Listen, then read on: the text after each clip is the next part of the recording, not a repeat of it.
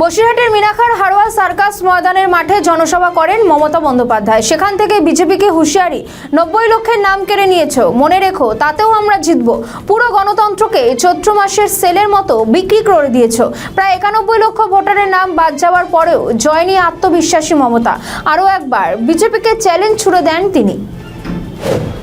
আজকে বাংলাকে দখল করার জন্য 90 লক্ষ লোকের নাম বাদ দিয়েছো, মনে রেখো তাতেও আমরা জিতব। আমি সুপ্রিম কোর্টে গিয়ে 32 লক্ষ লোকের নাম তুলেছি, আগামী দিন সবার নাম তুলব। আমার একটাই দুশ্চিন্তা, তাদের নামটা ভোটের পরে উঠলে তাদের অস্তিত্ব থাকবে, কিন্তু তারা ভোটটা দিতে পারবে না। বিজেপি তুমি এটাই চাও? পুরো গণতন্ত্রকে চৈত্র মাসের সেলের মতো বিক্রি করে দিয়েছো। আমাদের ভিডিও ভালো লাগলে লাইক ও শেয়ার করুন, কমেন্ট সেকশনে আপনাদের মতামত জানান।